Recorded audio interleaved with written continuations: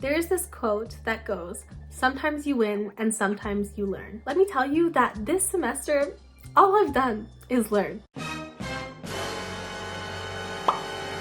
Let's talk about all the lessons I learned this year by discussing the most detrimental study mistakes I made so that you don't make them too. So the first study mistake I made was always listening to brown noise or white noise while I was studying. This is actually something one of my friends pointed out. She said that during her midterms, she found it so difficult to focus because every little sound of someone dropping their pencil or someone erasing things would really distract her because she was so used to studying with that white noise. And I realized that I had that exact same issue. When I was studying for my finals, I stopped listening to white noise or brown noise, and I also even lowered my music a little bit and tried to study in areas that were a little bit loud. That really helped because when I wrote my finals, when people would drop their pencils or move their chairs really loudly, it didn't throw me off at all. I was able to stay focused really easily. The second mistake I made at the start of the semester was I really avoided spending the entire day at the library alone. But don't be afraid to go to the library alone, even if it's for an entire day. It honestly can be a lot better because you don't need to focus on anyone else's needs except for your own. You don't have to wait for anyone. You don't have to think about anyone. I'm actually making another video about how to be alone, how to enjoy your time alone. You can check out that video as well when it comes out. I'll link it somewhere. The third mistake I made is not sticking to a study method. When you have committed to a study method and then you try to switch this method very late in the process, it can really mess everything up. For my first biochem midterm, I planned to study by reviewing the flashcards that I had been making the entire semester. However, when the time came, I decided for some reason to completely switch my method and follow what one of my friends was doing and make condensed notes. It was a complete waste of time. And it also was a waste of all the amazing flashcards that I had been making the whole semester. I think either technique would have worked if I had commit to one fully. At times, if something is not working, it is a good idea to try something else. But when you're just days away from an exam, it can really mess up your schedule, your timing, and your state of mind. The fourth mistake I made was stressing out about a lack of time. I would always stress out about, oh my god, I only have this much time left before this exam or this assignment due. Things like that are out of your control. There's really no point stressing about that.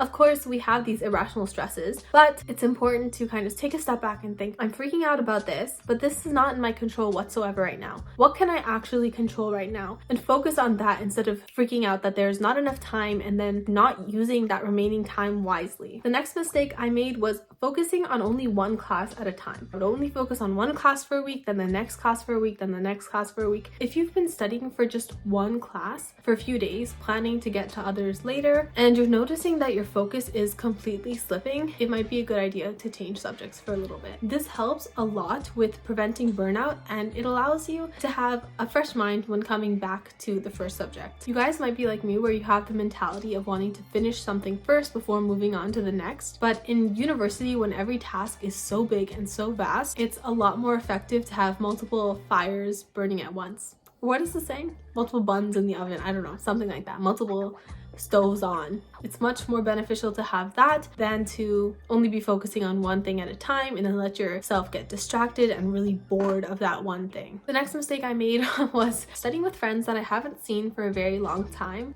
This is such a bad idea. I think if you have a friend who you really need to catch up with, don't plan to study with them first. First say, okay, we're gonna hang out tonight, we're gonna get lunch together, something like that, and catch up properly. Because trust me, if you're trying to study with someone who you have so much you want to say to, you're not gonna be able to focus on your work because you're just gonna want to talk to them the whole time. If you go out for lunch first, if you hang out a little bit first and then you study together, you're going to be a lot more productive and you'll have that designated socializing time so you won't feel guilty. The next mistake I made, biggest mistake of my life, is not using Anki earlier. I just started using Anki this semester and I started using it after my midterms and my finals went so much better. They went so much better even though I studied significantly less. During lecture, I would make my notes directly into Anki. And so when I was revising for these exams, all I had to do was run these cards, run them again and again and again and again until I got them.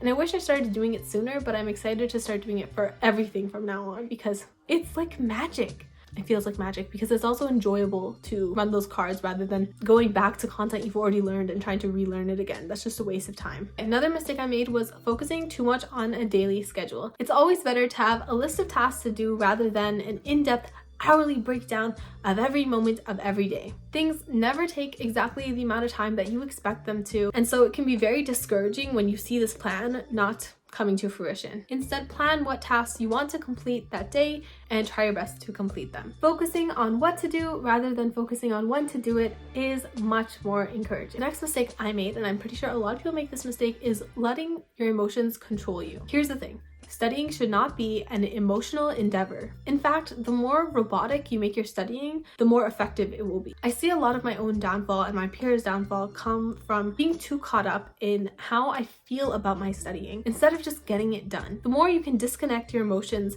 and make the act of studying a disciplined daily routine, the easier it becomes to keep going and the less likely you are to feel burnt out. Feeling burnt out, a lot of it is not from the actual act of studying. Of course it is part of it, but I think the bigger part is the mental stress that comes with studying and comes with preparing for finals. I think that's what really burns people out, is the emotional turmoil. 10th mistake that I made is not taking things one day at a time.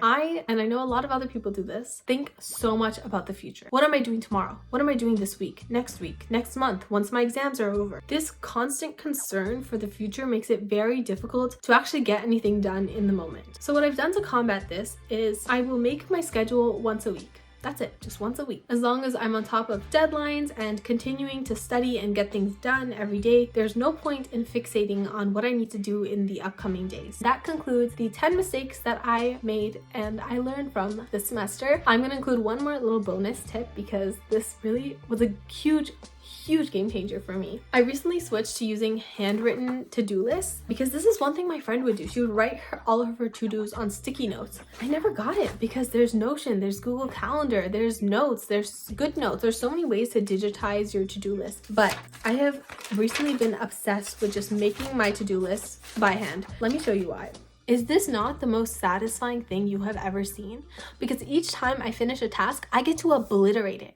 I get to destroy it just like it destroyed me, and it is the best feeling of all time. The reason why I have different colors and different highlights in there is because if I wanted to do a certain amount of things in that specific day, I would, let's say, highlight it in pink and say, okay, today I want to do all these things. And I have pages and pages like this where I'm like, wow, look at all this stuff that I did. And it's a lot more encouraging to keep going because you're like, wow, look at this.